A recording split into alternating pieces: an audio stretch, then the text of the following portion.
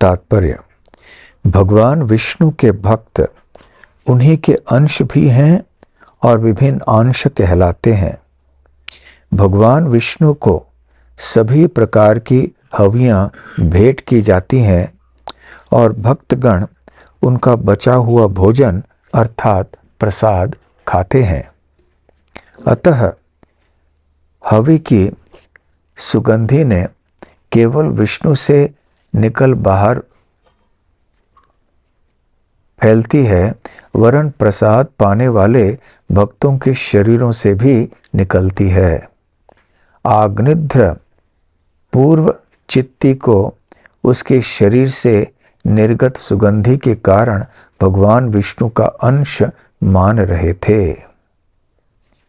इसके अतिरिक्त उसके मकराकार रत्न जटित कुंडलों उसकी शरीर की सुगंध के पीछे मत्त होकर दौड़ने वाले भौरों के समान काले काले काले बालों तथा हंसों के समान श्वेत दंत पंक्ति के कारण आग्निध्र ने उसके मुख की उपमा उस सुंदर सरोवर से दी जो कमल पुष्पों, मछलियों, हंसों तथा भौरों से अलंकृत था। ओम अज्ञानतिमिरान्धस्य ज्ञानाञ्जनशलाकया चक्षुरुन्मीलितं येन तस्मै श्रीगुरवे नमः। श्रीचैतन्यमनोभीष्टं स्थापितं येन भूतले स्वयं रूप कदा मह्यं ददाति स्वपदान्तिकं। वन्देऽहं श्रीगुरो श्रीयुतपदकमलं श्रीगुरून् वैष्णवांश्च श्रीरूपं साग्रजातं सहगणरघुनाथान्वितं तं सजीवं साद्वैतं सावधूतं परिजनसहितं कृष्णचैतन्यदेवं श्रीराधा कृष्णपादां सहगणललिता श्रीविशाखान्वितांश्च। नमो ओं विष्णुपादाय कृष्णप्रेष्ठाय भूतले श्रीमते भक्तिवेदांत स्वामिनिति नामिने। नमस्ते सारस्वते देवे प्रचारिणे निर्विशेष शून्यवादी पाश्चात्य देशतारिणे। मूकं करोति वाचालं पंगुं लंघायते गिरिं यत्कृपातमहं वन्दे श्रीगुरून् दीनतारिणम्। वाञ्छाकल्पतरुभ्यश्च कृपा सिन्धुभ्य एव च तानां पावनेभ्यो वैष्णवेभ्यो नमो नमः। नमो महावदान्याय कृष्णप्रेमप्रदायते कृष्णाय कृष्णचैतन्य नामने गौरत्विषे नमः।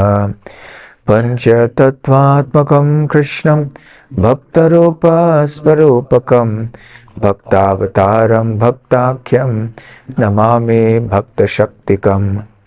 आराध्यो भगवान् व्रजेशतनयस्तद्धाम वृन्दावनम्। रम्या काचिदुपासना व्रजवधू वर्गेण या कल्पिता।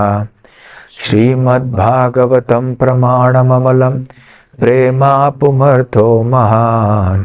श्रीचैतन्यमहाप्रभोर्मतमिदं तत्रादर न परः। हे कृष्ण करुणा सिन्धो दीनबन्धो जगत्पते गोपेश राधाकान्त नमोस्तुते। तप्त कांचन गौरांगी ते वृंदावनेश्वरी वृषभानुसुते देवी प्रणमामि हरिप्रिये। जय श्री कृष्ण चैतन्य प्रभु नित्यानंद श्री अद्वैत गदाधर श्रीवासादि गौर भक्त वृंद। हरे कृष्णा कृष्णा कृष्णा हरे हरे हरे राम राम राम हरे हरे। हरे कृष्णा।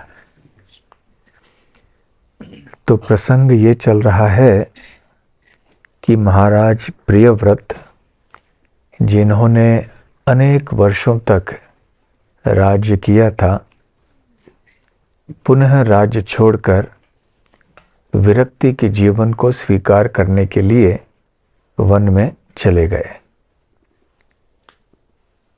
हमें सब याद है कि राजकुमार की अवस्था में ही महाराज प्रियव्रत विरक्त जीवन बिता रहे थे अनेक वर्षों तक। उनके भाई का नाम क्या था? उत्तानपाद। तो राजा उत्तानपाद राज्य कर रहे थे। महाराज उत्तानपाद के बाद कौन रहे राजा? ध्रुव महाराज, उनके पुत्र।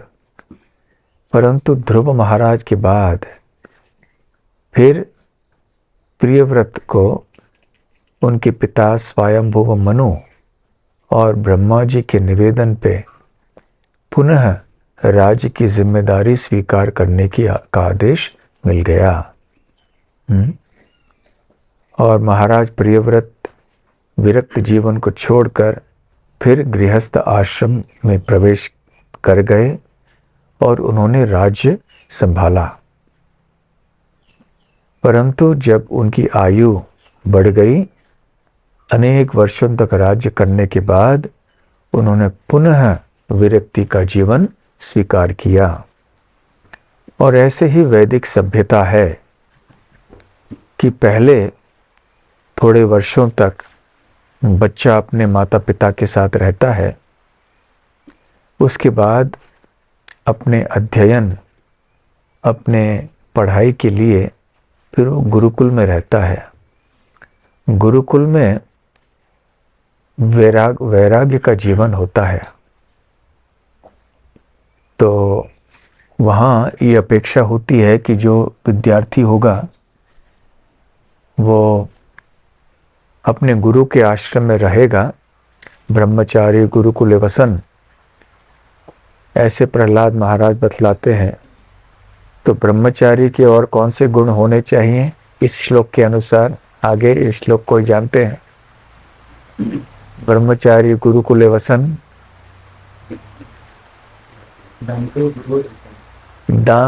दान तो गुरु हितम, अर्थात क्या है?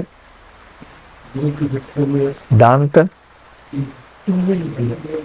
इंद्रिय संयम करना, इंद्रियों को संयम में लाना। फिर दूसरी बात गुरु हितम, कि केवल गुरु के हित के लिए कार्य करना। और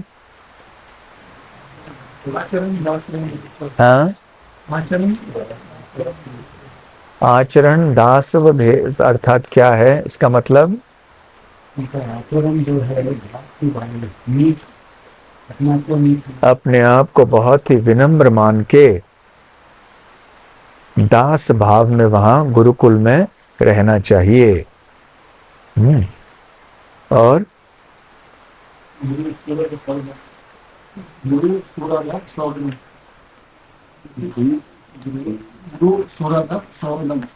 गुरु सुहृद सौहृदम, क्या अर्थ इसका? हाँ, वो तो गुरु हितम हो गया। और यहाँ पे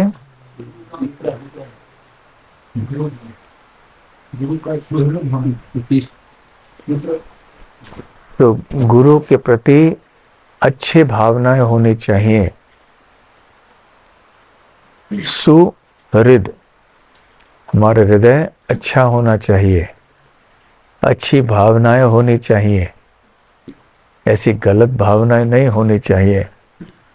इस भाव से ब्रह्मचारी को आश्रम में रहना चाहिए। तो जब छात्र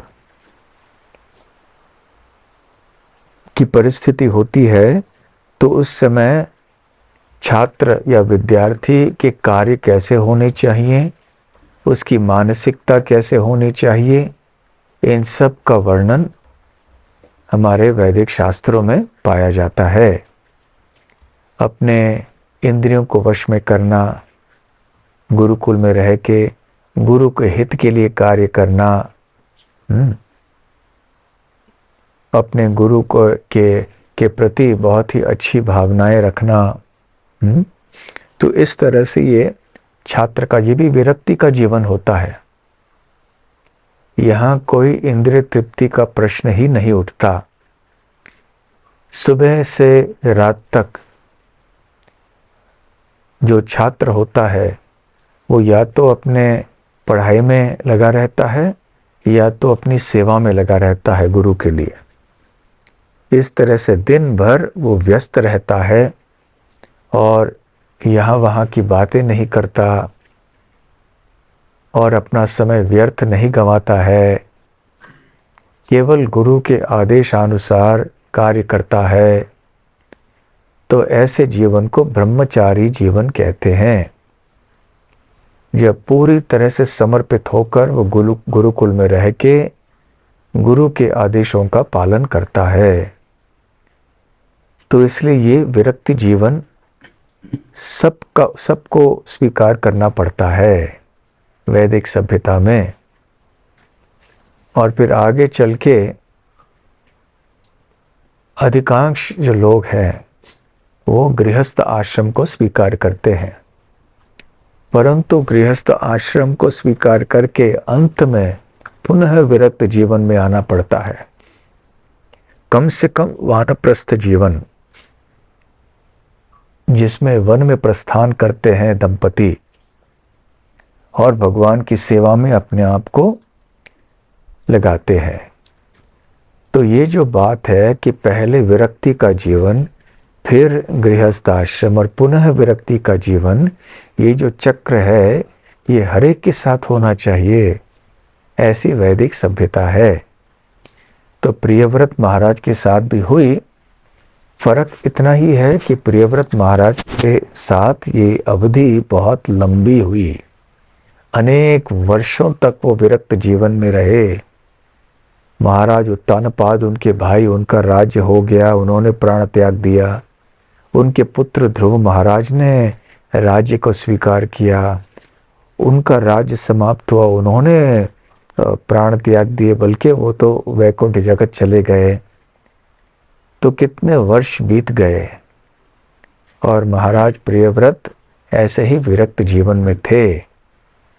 परंतु जब पुनः गृहस्थ आश्रम के बाद उनका वन में प्रस्थान करने का समय आया तो उन्होंने अपने पुत्र आग्निध्र को राज सिंहासन पर बिठाया और वो चले गए।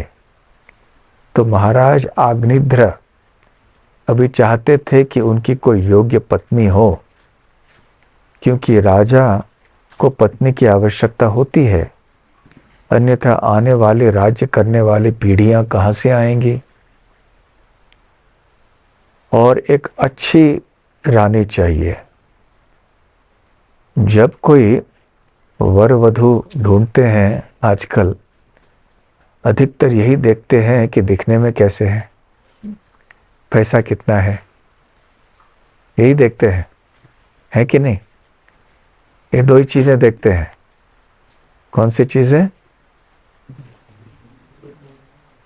दिखने में कैसे है, पैसा कितना है। ये नहीं देखते हैं कि वर वधू को भक्ति में कोई रुचि है कि नहीं है। हाँ, और वैदिक सभ्यता के अनुसार वो अपना जीवन बिताना चाहते हैं कि नहीं, उनका स्वभाव कैसे है, चरित्र कैसे है, उनकी आदतें कैसी हैं, मानसिकता कैसी है, क्या आध्यात्मिक जीवन या भगवान के प्रति झुकाव है या नहीं है, इनका खान पान रहन सहन कैसा है, ये सब नहीं देखते हैं। क्या देखते हैं? पैसा है तो अच्छी बात है और दिखने में अच्छे हैं, बस ठीक है।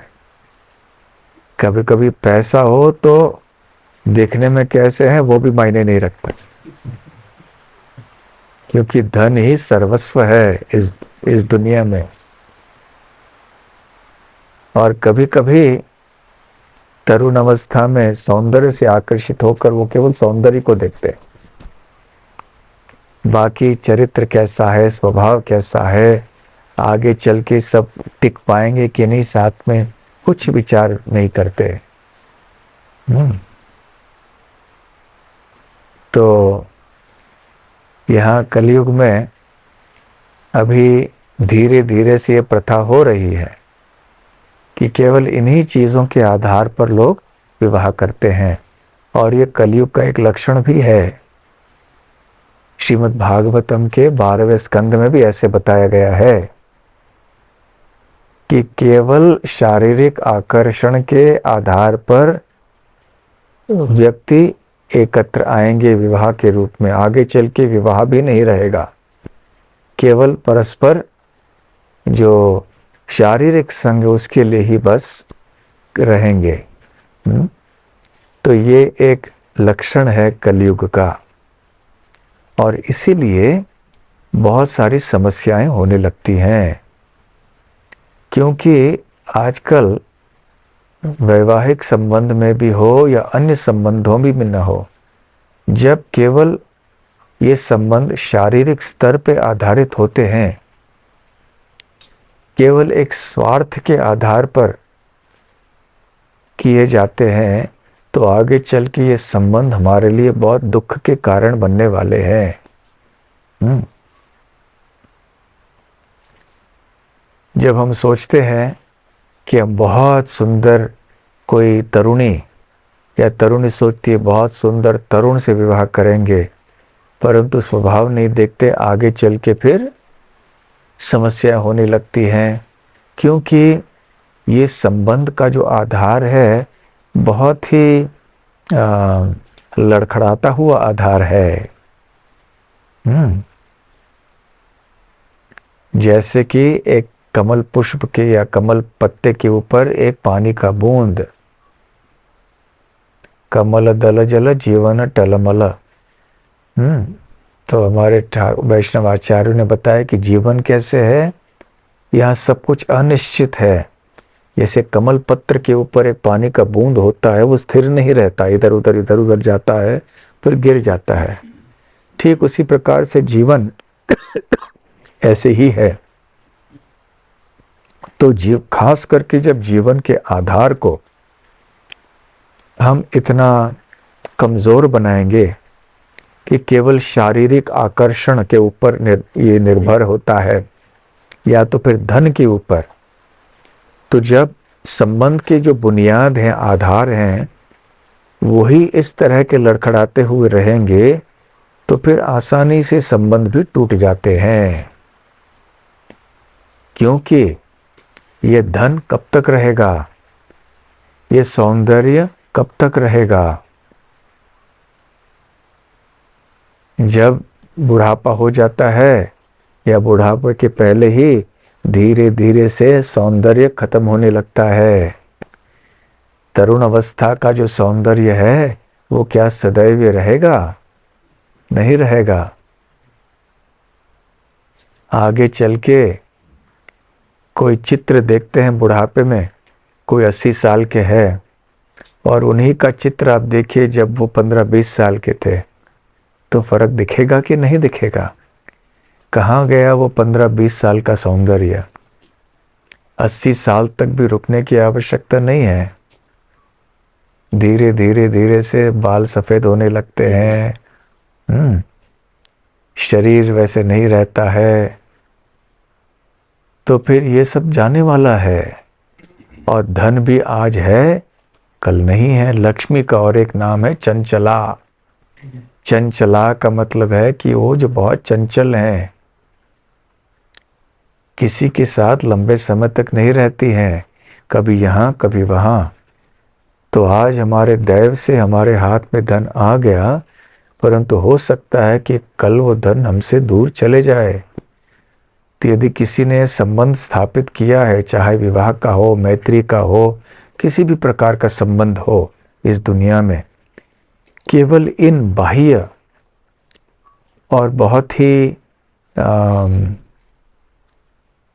कमज़ोर आधारों पे स्थित किया है, तो ऐसे संबंधों से दुख ही मिलने वाला है।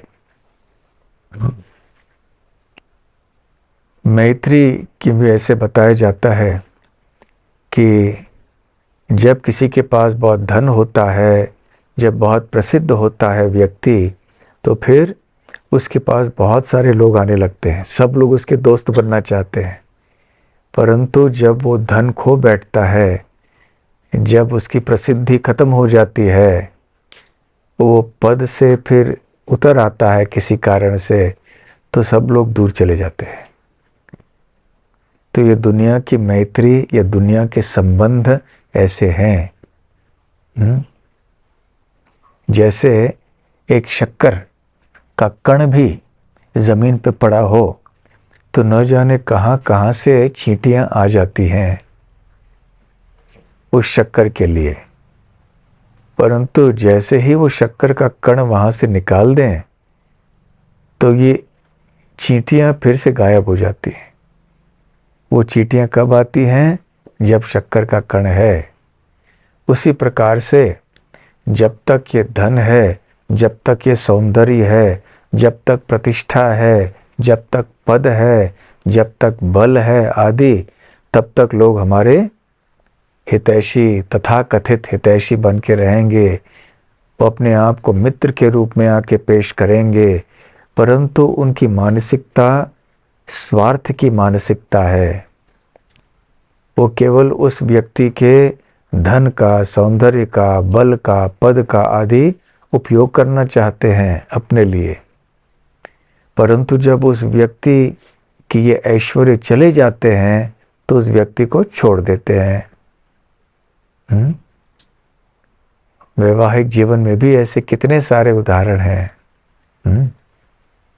कोई आप बता सकते हैं, या साधारण संबंधों में भी, कि कैसे जब किसी के पास बहुत सारी चीज़ें होती हैं तो लोग उनके साथ विवाह करना चाहते हैं या उनकी मैत्री स्थापित करना चाहते हैं, परंतु जब ये चले जाते हैं, उनके पास नहीं रहता, तो वो फिर चले जाते हैं दूर। ऐसे कोई उदाहरण आप बोल सकते हैं? हाँ, अवंती ब्राह्मण। अवंती ब्राह्मण, बहुत अच्छा। तो कुछ समझाना, अवंती ब्राह्मण के संदर्भ में क्या हुआ? ये इस प्रसंग का वर्णन कहाँ पाया जाता है? श्रीमद् भागवतम के 11वें स्कंद में। बहुत अच्छा। तो संक्षेप में बताइए, क्या है यह प्रसंग अवंती ब्राह्मण का? अवंती ब्राह्मण को भी, उसके पास भी धन बहुत था, और लेकिन वो धन खर्चा नहीं करता था, वो कंजूस था। तो धन अपने घर वालों को भी नहीं देता था, और जो सगे संबंधी है उनको भी नहीं देता था। तो ऐसे ही रखता था, ज़्यादा खर्चा भी नहीं करता था। लेकिन कुछ कारणवश वो उसका धन चले जाता है, तो वो गरीब गरीब बन जाता है। तो तब उसके घर वाले उनसे ईर्ष्या करते हैं, उनको घर से निकालते हैं। बिल्कुल। तो ये प्रसंग कौन सुनाते हैं, किनको सुनाते हैं? हाँ, भगवान श्री कृष्ण उद्धव जी। हाँ, भगवान श्री कृष्ण उद्धव को ये बतलाते हैं। तो ये अवंती ब्राह्मण थे, उनके पास बहुत धन था, परंतु जैसे हमारे ब्रजेश कृष्ण प्रभु ने बताया, वो कंजूस थे। अभी आपने एक कहावत सुनी होगी, ये मुहावरा, कंजूस मक्खी चूस। सुना है? क्यों कंजूस को मक्खी चूस कैसे बोलते हैं, क्यों बोलते हैं? हाँ, उसमें क्या है, कभी दूध में चाय जो भी पी रहे हो तो उसमें मक्खी गिर गया होता है, तो सोचता है कि ये क्यों व्यर्थ निकालें इसको, तो मक्खी को निकालता है, लेकिन मक्खी के साथ भी कुछ दूध चाय जो भी रहता है तो उसको भी पी लेता, कि वो जो बचा हुआ वो भी उसमें थोड़ा आ जाए। इसलिए कंजूस मक्खी चूस बोलते हैं। जो कंजूस व्यक्ति क्या करता है, धन होते हुए भी न अपने लिए खर्च करता है, न अपने परिवार के लिए, न किसी और के लिए। दान आदि देने की बात तो दूर ही रही। तो उसने अपने परिवार के सदस्यों के लिए भी धन खर्च नहीं किया, इसलिए वो बहुत नाराज थे। और दैव से हुआ ये कि एक के बाद एक जितनी भी उनकी संपत्ति थी वो सब नष्ट हो गई। वो व्यापारी थे, तो गोदाम में इनका जो सामान था, वहाँ गोदाम में आग लग गया तो सारा सामान नष्ट हो गया। फिर खेत में भी बहुत नुकसान हो गया, कहीं फिर चोरी हो गई, कुछ हुआ, इस तरह से उनका सारा धन निकल गया। और जब परिवार के सदस्यों ने देखा कि इसका भी धन नहीं रहा, तो उसको घर के बाहर कर दिया। और फिर इन्होंने विरक्ति का जीवन स्वीकार कर लिया। उस समय परिवार के सदस्यों ने ये नहीं देखा कि ये हमारे पति हैं, ये हमारे पिता हैं, चलो धन नहीं है इनके पास, फिर भी इनका देखभाल करना चाहिए, ऐसे नहीं सोचा, उनको निकाल दिया घर से।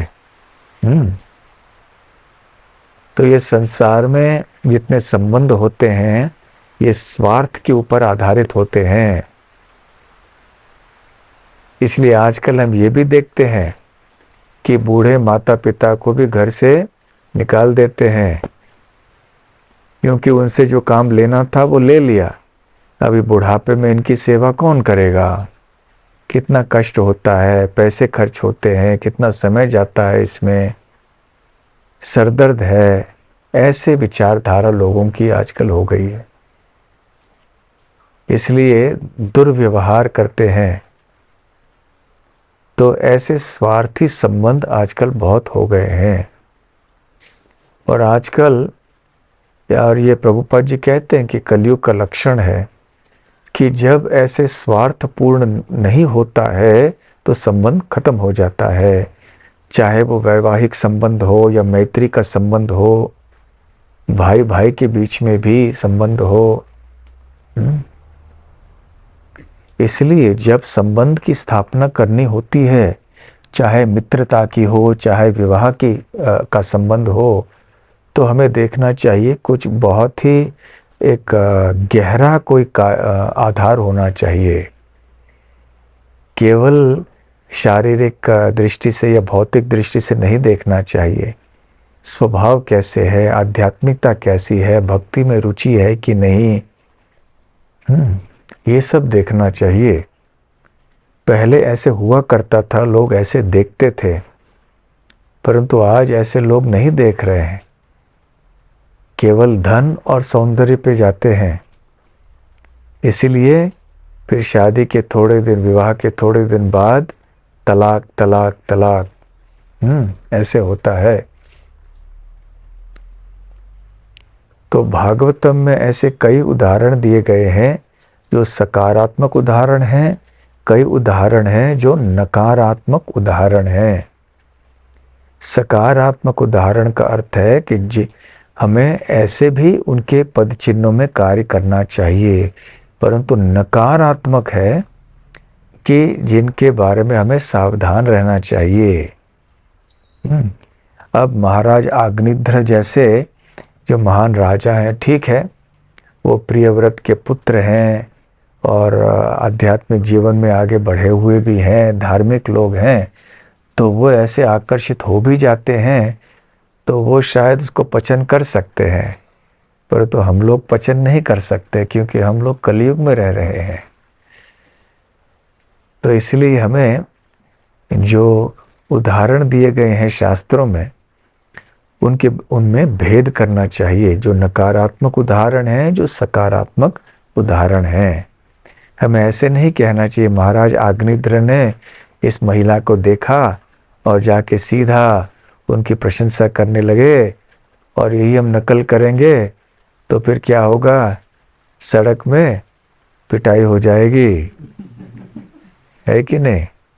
इसलिए क्या करना चाहिए, क्या नहीं करना चाहिए, ये भी अक्लमंदी से सोच विचार करके करना चाहिए। तो खैर यहाँ पे सौंदर्य का वर्णन है कि भगवान विष्णु के बारे, जब सौंदर्य का भी वर्णन कर रहे हैं तो भगवान का ही स्मरण आ रहा है उनको, है ना। देखो, तो इसलिए महाराज अग्निध्र जब सौंदर्य देखते हैं और यहाँ के साधारण लोग जब सौंदर्य देखते हैं, उसमें थोड़ा अंतर है, ये भी जान लेना चाहिए। यहाँ संसार के लोग जब सौंदर्य देखते हैं, भगवान का स्मरण नहीं करते हैं। इसलिए वो रामानुजाचार्य की शिष्य की कथा पता है ना आपको? कौन से शिष्य की बात? धनुर्दास। वो धनुर्दास भी आकर्षित हुए थे एक महिला से, और उस महिला के पीछे पीछे छतरी लेके जाते थे ऐसे ऐसे करके। तो सब लोग हंसते थे कि ये आदमी क्या कर रहा है, पीछे जा रहा है छतरी लेकर, ऐसे ऐसे घूम रहा है, अच्छा नहीं लगता है, उसके स्वाभिमान के लिए भी ठीक नहीं है, परंतु ऐसे करता था। जब रामानुज ने देखा, उनको करुणा हुई कि ऐसे ठीक नहीं है, उन्होंने धनुर्दास को बुलाया और कहा कि आओ तुम भगवान रंगनाथ के आंखें देखो, फिर और सब भूल जाओगे। तो रामानुजाचार्य की कृपा से धनुर्दास ने भगवान श्री रंगनाथ का सौंदर्य देखा मंदिर में, श्रीरंगम में, और सब कुछ भूल गए, बाकी सब कुछ भूल गए, और वो रंगनाथ भगवान के, विष्णु भगवान के शुद्ध भक्त बन गए।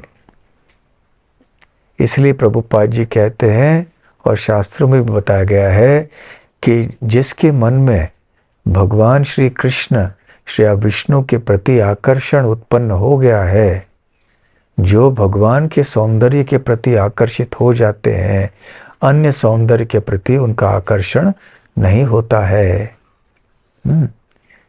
तो हमारे लिए मूल उपाय यही है कि येन केन प्रकारेण भगवान के प्रति आकर्षित होना है। तो भगवान श्री कृष्ण तो सर्व आकर्षक है। कृष्ण शब्द की परिभाषा ही ऐसे है, जो सर्व आकर्षक है। फिर भी ऐसा क्यों है कि हम लोग आकर्षित नहीं होते हैं श्री कृष्ण के सौंदर्य से? ऐसा क्यों है? श्री कृष्ण सर्व आकर्षक है, इतना आकर्षण उनका है कि सभी लोग निस्सहाय होकर आकर्षित हो जाते हैं। फिर हम लोग क्यों नहीं आकर्षित हो रहे? हम लोग भक्ति कर रहे हैं फिर भी इतना आकर्षित नहीं होते हैं, तो बाहर की दुनिया में जो लोग हैं वो नहीं हो रहे हैं। क्यों नहीं हो रहे हैं फिर? तो क्या भगवान श्री कृष्ण सर्व आकर्षक नहीं है? यदि श्री कृष्ण सर्व आकर्षक होते तो सभी लोग उनसे आकर्षित हो जाते। तो क्योंकि सभी लोग आकर्षित नहीं हो रहे हैं, इसका अर्थ ये है कि श्री कृष्ण सर्व आकर्षक नहीं है। सही है? नहीं? इस तर्क में दोष क्या है?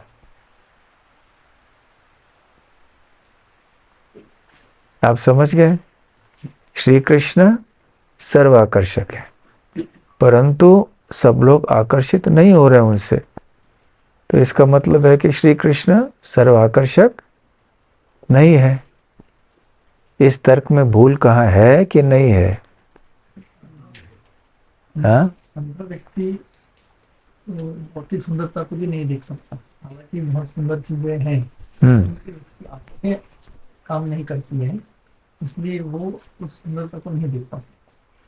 ठीक है, तो अंजनानंदन प्रभु बोल रहे हैं कि एक अंधा व्यक्ति भौतिक सुंदरता को भी नहीं देख पाता है, जबकि अन्य लोग देख पाते हैं। तो इसी तरह से आध्यात्मिक आंखें नहीं है, वो व्यक्ति भगवान श्री कृष्ण की सुंदरता को सराहना नहीं करता। हाँ, तो जिस व्यक्ति की आध्यात्मिक दृष्टि नहीं है, वो भगवान श्री कृष्ण के सुंदरता को ठीक से देख नहीं पाएगा, समझ नहीं पाएगा, इसलिए वो आकर्षित नहीं होता है, क्योंकि उसकी आध्यात्मिक दृष्टि नहीं है। तो बहुत अच्छा। तो आध्यात्मिक दृष्टि लाने के लिए हमें करना क्या होगा? जिसके द्वारा फिर हम भगवान श्री कृष्ण के सौंदर्य के प्रति आकर्षण जागृत कर सकें हमारे अंदर। जो ये सभी अविद्या के कारण है, हाँ, क्योंकि हम भगवान के बारे में जानकारी प्राप्त नहीं की है, उनके बारे में श्रवण नहीं किया है। अगर भगवान के बारे में श्रवण करेंगे और इनसे संबंधित चीज़ों को अपनाएंगे तो अवश्य हम इससे बाहर आकर भगवान के प्रति आकर्षित हो सकते हैं। ठीक है। तो श्रवण कीर्तन करके हम ज्ञान प्राप्त करेंगे, अविद्या नष्ट हो जाएगी, फिर आध्यात्मिक दृष्टि आएगी, हम भगवान कृष्ण के प्रति आकर्षित हो जाएंगे, अच्छी बात है। परंतु श्रवण कीर्तन के ऊपर या किसी पद्धति के ऊपर क्यों निर्भर रहना चाहिए? यदि भगवान सर्वशक्तिमान है, सर्व आकर्षक हैं, तो हमको जबरदस्ती उनके प्रति आकर्षित क्यों नहीं करते? क्या समस्या है? हाँ, हमारी इच्छा नहीं है। क्योंकि हमारी इच्छा नहीं है तो तो भगवान हमारी इच्छा को पूरा करते हाँ, भगवान बहुत अच्छा, तो भगवान हमारी इच्छा को पूरा करते हैं।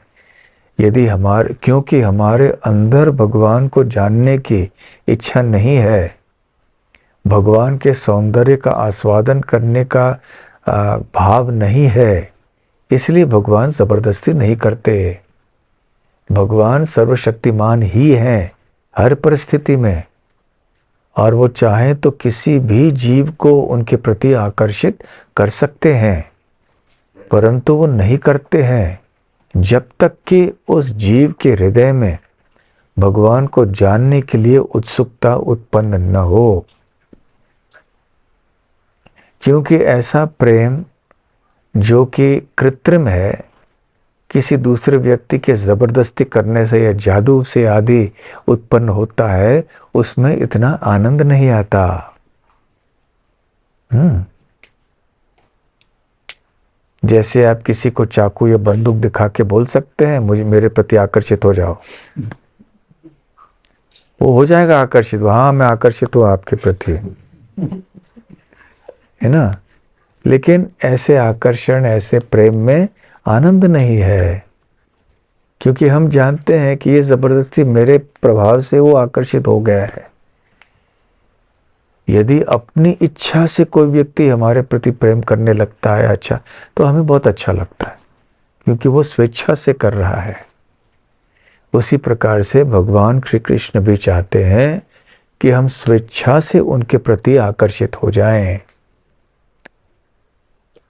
तो हमारा श्री कृष्ण के प्रति आकर्षित नहीं होना ये भगवान का दोष नहीं है, ये भगवान के कोई कमजोरी या कम शक्ति का कोई प्रमाण नहीं है।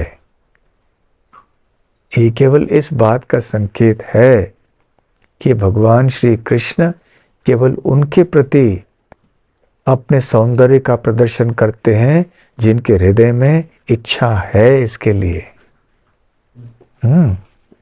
और जिनके मन में थोड़ी भी इच्छा है, तो ऐसे व्यक्ति को भगवान श्री कृष्ण गोकुल धाम के भक्तों से मिला देते हैं किसी न किसी तरह से। फिर धीरे धीरे धीरे से जैसे भक्ति से वो व्यक्ति परिचित होगा, फिर भगवान के प्रति आकर्षण बढ़ता जाएगा। तो श्रवण कीर्तन की पद्धति है, इसको स्वीकार करने से भगवान के प्रति आकर्षण उत्पन्न हो जाएगा। और जैसे जैसे भगवान के प्रति आकर्षण होगा, संसार के प्रति आकर्षण कम हो जाएगा। तो भक्ति रसामृत सिंधु में श्रील रूप गोस्वामी ने एक बहुत सुंदर श्लोक कहा है, और प्रभुपाद जी ने भी इस श्लोक को कई बार दोहराया।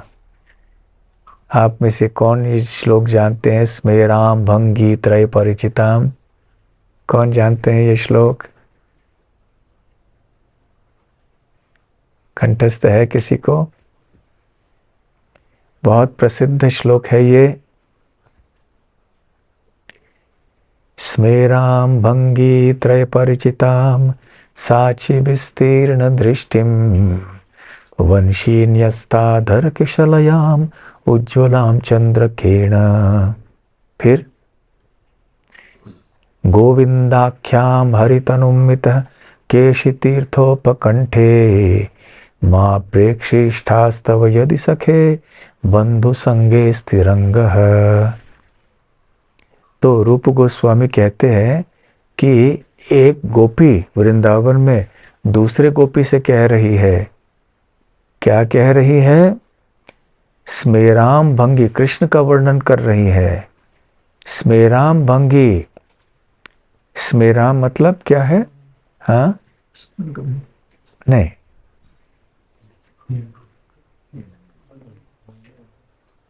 भंगी मतलब वो भंगी नहीं, पका हुआ, हल्की मुस्कान। स्मेराम भंगी त्रय परिचिताम, भंगी त्रय परिचिताम, 3 जगह में उनका शरीर बका हुआ है, इसलिए उनका नाम है बांके बिहारी।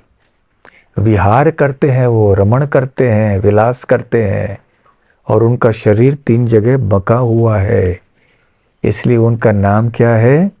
बांके बिहारी। तो ये त्रिभंग मुरारी, त्रिभंग श्यामम त्रिभंग ललितम नियत प्रकाशम ने। तो स्मेराम भंगी त्रय परिचिताम साची विस्तीर्ण दृष्टिम, हल्की मुस्कान है उनके मुख पे, स्मित हास्य जो बोलते हैं ना, स्मित हास्य, और उनका शरीर 3 जगह बका हुआ है। कहाँ पे बका हुआ है? कौन से 3 स्थानों में? गर्दन में, कमर में, घुटनों में। और फिर साची विस्तीर्ण दृष्टिम, दृष्टि ऐसे देख रहे हैं वो, ऐसे बजा के ऐसे देख रहे हैं, विस्तीर्ण दृष्टिम।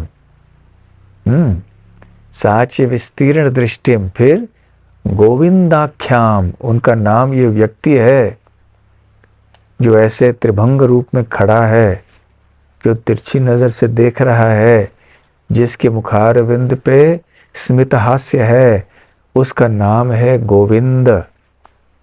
गोविंद आख्याम हरि तनुम इतः, उसको हरि है, उसका तनु उसका बहुत सुंदर है। केशी तीर्थ उपकंठे, तो केशी तीर्थ, केशी घाट में खड़ा हुआ है वो। केशी तीर्थोपकंठे, तो ऐसे गोविंद मां प्रेक्षिष्ठा, उसको देखना नहीं, देखना नहीं। तो एक गोपी दूसरे गोपियों से कहती है, वो जो गोविंद है, वंशी न्यस्ताधर किशलयाम उज्ज्वलाम चंद्रकेण, वंशी बांसुरी, न्यस्त अधर, तो अपने अधर पे लगाए हुआ है, अधर सुधया पूरयन। दूसरे श्लोक में बताया गया कि श्री कृष्ण उस बांसुरी के छेद में अपने अधरों का अमृत भर देते हैं। तो यहाँ क्या बताया है? हाँ, वंशी न्यस्ताधर किशलयाम उज्ज्वलाम चंद्रकेण, और पूर्णिमा के चंद्र के किरणों से उनका शरीर और भी तेजस्वी लग रहा है, प्रकाशमान रंग चमक रहा है। तो मां प्रेक्षिष्ठास, हे सखी मत जाना वहां पे, नहीं देखना उस गोविंद को।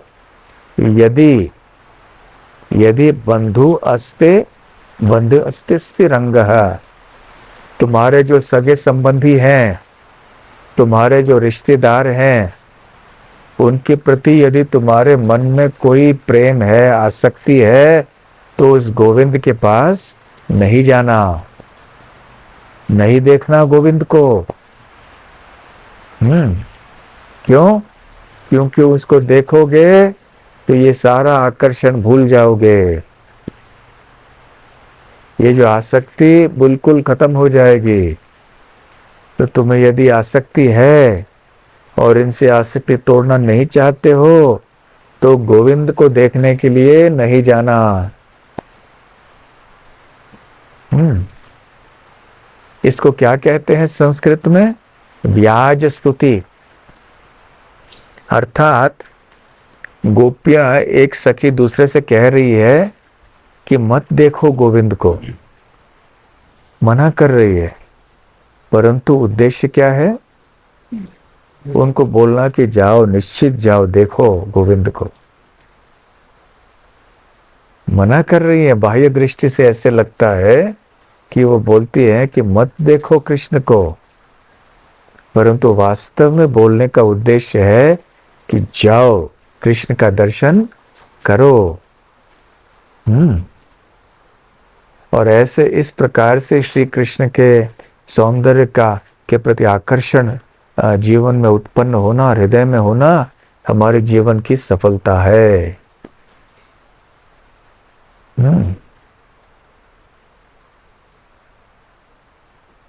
तो बस श्री कृष्ण के प्रति आकर्षण जागृत करने के लिए जो भी प्रभुपाद जी ने हमें बताया है शास्त्रों से, उनका पालन हमें करना चाहिए। हम यहाँ प्रकृति के सौंदर्य में हैं, तो प्रकृति के सौंदर्य को देख करके कृष्ण का स्मरण कर सकते हैं। जैसे महाराज अग्निध्र ने उस सुंदर महिला को देखा, उसके सौंदर्य को देख के उनको भगवान विष्णु का स्मरण आया। तो श्रील प्रभुपाद जी एक जगह कहते हैं कि प्रकृति का सौंदर्य ये भगवान श्री कृष्ण के सौंदर्य का प्रतिबिंब है। इसलिए जब हम प्रकृति का सौंदर्य देखते हैं तो हमें तुरंत भगवान का स्मरण आना चाहिए। हरे कृष्णा। कोई प्रश्न आदि? हाँ, हरे राम प्रभु। हाँ, विषय में थोड़ा जोर से बोलना पड़ेगा। विषय में चींटी का उदाहरण दिया। हाँ, जब तक शक्कर में चींटी आएगा, फिर जब वो शक्कर खाली हो जाएगा तो चींटी और नहीं आएगा। हाँ, तो मतलब ये इंद्रपुत्री का जो भाव होता है, हाँ, वो क्योंकि जैसे चींटी को शक्कर का रुचि पता है इसलिए आता है, उसी प्रकार हमको जो बद्ध स्थिति में हमको इंद्रपुत्री का रुचि पता है, मगर भक्ति का रुचि पता नहीं है। एक स्वाभाविक है कि इंद्रपुत्री का रुचि में आकर्षण होना, मगर ये स्वाभाविक नहीं है कि भक्ति को आकर्षण होना, क्योंकि हम कभी रुचि नहीं देते। तो हम ये दोनों के बीच में एक वृक्ष है ना, इसको कैसा हम लोग। तो प्रश्न हरे राम प्रभु का ये है कि इंद्रिय तृप्ति के प्रति हमारा आकर्षण स्वाभाविक होता है, परंतु भगवान के प्रति आकर्षण हमने देखा नहीं है, इसलिए उसे कैसे जागृत कराए? यही है ना। क्योंकि हाँ, इंद्रिय तृप्ति का रुचि ऑलरेडी है, इंद्रिय तृप्ति का आकर्षण पहले से है, अभी अनुभव है, अभी अनुभव है उसका, और भक्ति का अनुभव नहीं है। भक्ति का अनुभव नहीं है, तो फिर कैसे आकर्षण जागृत करना चाहिए? अच्छा, एक उदाहरण देता हूँ जो इतना अच्छा उदाहरण नहीं है, फिर भी उससे सीख सकते हैं। व्यक्ति बुरे संग में आके बुरी आदतें स्वीकार करता है। ऐसे नहीं कि बचपन से ही माँ के गर्भ से आते आते उसने शराब पीना शुरू किया, उसको पता नहीं है शराब क्या है ना। लेकिन ऐसे संग में जाता है, संग में जाके उसके तथाकथित मित्र क्या कहते हैं? पियो, अमृत है, देखो ले लो। उसने पिया नहीं होता है, उसको अनुभव नहीं है ये क्या है, परंतु लोग उसको कहते हैं पियो पियो, अमृत है, तो भी पीने लगता है। ये पहली बार पीता है तो सोचता है, इतना उसको बुरा लगता है कि क्या है, सहन नहीं कर सकता है वो। लेकिन उनके संग में रहते धीरे धीरे और पीने लगता है, और पीने लगता है, और एक दिन क्या हो जाता है? नशे के आदी बन जाता है। तो पहले ये स्वाद नहीं था, पहले रुचि नहीं थी, पहले अनुभव नहीं था, परंतु ऐसे अनुभवी लोगों के बीच में जब वो आया, जिन्होंने ऐसा स्वाद लिया था, उनको स्वर्गीय रस का आस्वादन किया था उन्होंने, तो ऐसे रसिक लोगों के बीच में आके उसने इस रस का भी स्वाद लेना शुरू कर दिया और वो भी रसिक बन गया।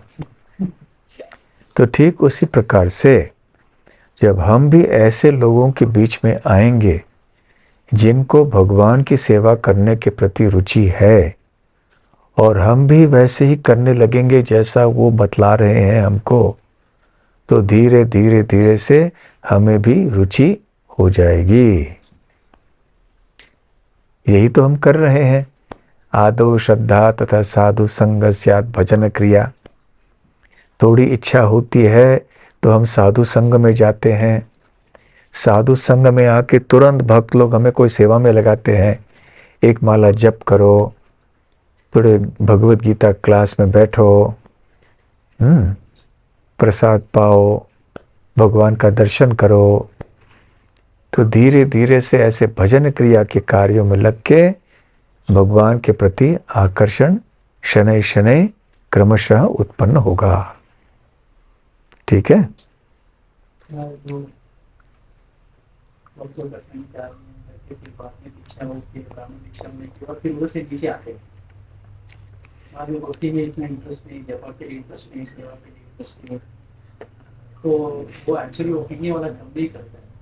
और भक्ति करने वाला धीरे धीरे उसका पढ़ाई करना, क्लास करना, सब भी करते हैं चलेगा। तो प्रश्न ये है कि जो पीता है शराब, उसका पीना कम नहीं होता है। वो जोरदार चाल जो शुरू या वो करता है, लेकिन जो भक्ति करता है तो धीरे धीरे आता है, दीक्षा लेता है, फिर उसका उत्साह कम हो जाता है। परंतु शराब पीने वाला का उत्साह कम नहीं होता है। हाँ, तो ऐसा क्यों है ना? तो इसका उत्तर कौन बताएंगे अभी? हाँ हाँ, अपराधों के कारण हो सकता है। क्या कारण? अपराध भक्तों के प्रति अपराध करेंगे। भक्तों के प्रति अपराध हो सकता है, जिसकी वजह से वो रुचि कम हो जाए। ठीक है, फिर या फिर गलत संग भी कर रहा होगा और अच्छा संग भी कर रहा होगा, दोनों पटरियों पे रेल चल रही है, तो या भक्तों का संग भी कर रहा है और अभक्तों का संग भी कर रहा है, या भक्तों का संग परंतु थोड़ा गलत कुछ या इधर उधर कुछ सुन के ये करके फिर मन डामाडोल हो जाता है, ऐसे भी हो सकता है। और जब हम ही नियमों का पालन ठीक से नहीं करते हैं, जैसे हम जप में कमज़ोर हो गए, जप करना ही हमने थोड़ा कम कर दिया, श्रवण करना कम कर दिया, तो फिर धीरे धीरे वो कम हो जाएगा। क्यों? अभी तक हमारा स्वाद इतना लगा नहीं है। जैसे जब वो शराब पीने वाला व्यक्ति, उसको शराब में स्वाद आने के लिए थोड़ा समय लगता है। एक बार वो श्रद्धालु और निष्ठावान पीने वाला हो जाता है तो फिर वो कम नहीं आएगा। परंतु जब तक उस अवस्था को वो पहुंचता नहीं है, तब तक ऊपर नीचे हो सकता है। उसी तरह से जब तक हम उस श्रद्धावान और निष्ठावान अवस्था तक नहीं पहुंचते हैं, तब तक डामाडोल होने की संभावना रहती है। हरे कृष्णा। हाँ, किसी ने चिट्ठी लिखा है,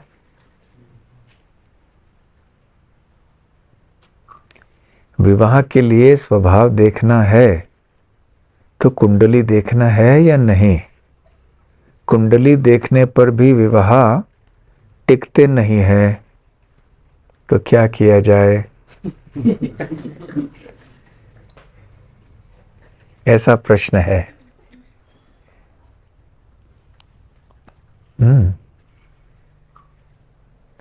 तो आप में से कईयों को इस परिस्थिति से गुजरना नहीं पड़ेगा, क्योंकि या तो आप विवाह नहीं करने वाले हैं या आपका विवाह हो चुका है। अभी कुंडली का कोई प्रश्न नहीं है ना। केवल उनके लिए कुंडली का प्रश्न आता है जिनका विवाह हुआ नहीं है और जो आगे चल के विवाह करना चाहते हैं, या अन्यों के लिए कोई हो। तो स्वभाव भी देखना चाहिए, कुंडली भी देखना चाहिए, दोनों। कुंडली में भी क्या होता है कि थोड़ा थोड़ी एक झलक मिलती है व्यक्ति के स्वभाव के बारे में, उनके वृत्ति के बारे में, और ये संबंध इन दोनों की आपस में इनका तालमेल अच्छा रहेगा कि नहीं रहेगा। तो इसलिए देखना ठीक है, लेकिन हमारे दृष्टि से जो हमें दिख रहा है उसको भी देखना चाहिए। कुंडली जो भी कह रही हो, लेकिन हम देखते, हमारा अनुभव है कि इस व्यक्ति का स्वभाव ऐसे है कि ये बहुत झगड़ा करता है। तो फिर हम बोलेंगे कुंडली में ऐसा लिखा है। आंख बंद करके कुंडली को नहीं देखना चाहिए। हमारे आंखों के सामने भी हम कुछ देख रहे हैं, उसको भी ध्यान में रखना चाहिए। तो कुंडली का मार्गदर्शन लेना ठीक है, परंतु इसको बहुत ज़्यादा महत्व भी नहीं देना चाहिए और बिल्कुल इसको नकारना भी नहीं चाहिए। मध्यम वर्गीय महत्व देना चाहिए, क्योंकि कभी कभी ऐसे होता है कि कुंडली कोई हो सकता है ज्योतिष ठीक से पढ़े नहीं, उसने जो कहा है उसका निष्कर्ष हो सकता है ठीक ना हो। कभी कभी जो जन्म समय तारीख वो सब गलत दिया हो। एक बार मुझे याद है, विदेश के एक भक्त थे, तो और किसी के साथ विवाह होना था, तो दोनों ने मुझे भेजे उनके पत्रिका, मैंने किसी ज्योतिष को भेज दिए कि आप देखिए। तो उन्होंने कहा कि, और पहले से इनका विवाह होना तय हो गया था और आपस में अच्छी तरह से उनका तालमेल हो रहा था और दोनों को मैं अच्छी तरह से जानता था, परंतु जब ज्योतिष ने देखा कि कहा कि ये तो बिल्कुल ठीक नहीं है जोड़ी, और इस लड़के का स्वभाव ऐसे वैसे, मैंने बोला वो ऐसा तो है ही नहीं स्वभाव इसका, ये बिल्कुल उल्टा है स्वभाव है आप जो बोल रहे हैं। तो उन्होंने बोला कि आप देखो ये समय ठीक दिया है कि नहीं इसने। तो उन्होंने जो मुझे दिया था 7:02 ऐसे कुछ सुबह का दिया था, परंतु वो शाम का था वास्तव में। तो पूरा बदल गया। तो कभी कभी ऐसे भी होता है, लोगों को सही समय नहीं देते हैं जन्म का, तो अब कुंडली में निकालना मुश्किल। इसलिए, और खास कई कारण हो सकते हैं, ज्योतिषी की भी इतनी निपुणता प्रवीणता होनी चाहिए, ये सब जान, वो सूक्ष्म दृष्टि होनी चाहिए। और कभी कभी भक्ति करने के कारण भगवान श्री कृष्ण हो सकता है कुंडली कुछ कर ले, बदल ले। फिर भी मध्यम थोड़ा महत्व देना चाहिए, परंतु अपने सोच समझ को भी छोड़ना नहीं चाहिए।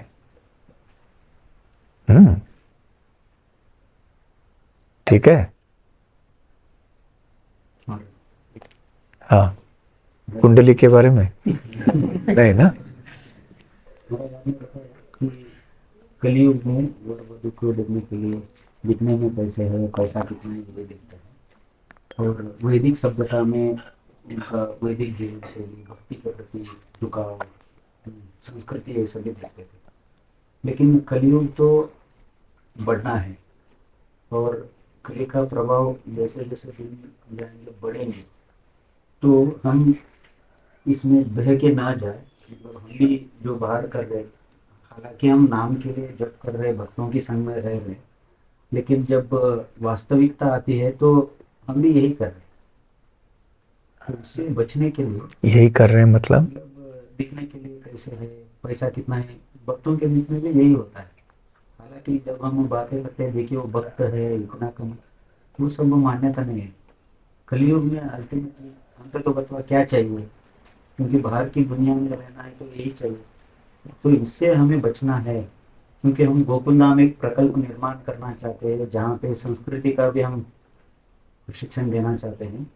तो हमारे लिए क्या उपाय है कि हम इनमें ब्रेक नहीं है? क्योंकि अभी तक भक्ति इतनी तीव्र नहीं हुई है, इसलिए इन चीज़ों को हम इतना महत्व देते हैं। बाह्य चीज़ों को, सौंदर्य को, धन को। हाँ, सही कह रहे हो कि भक्तों के बीच में भी यही है।